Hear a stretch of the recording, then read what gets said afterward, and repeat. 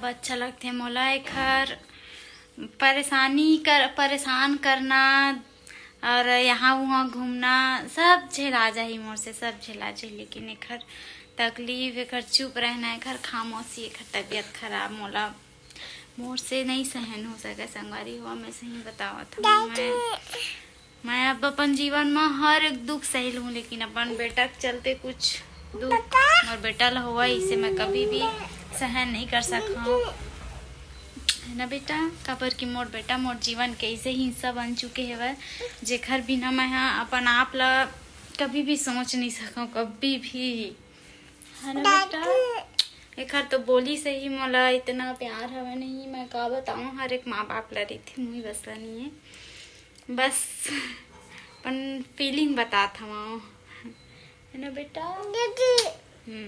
खेलोगे? चल संगवारी हुआ एला मैं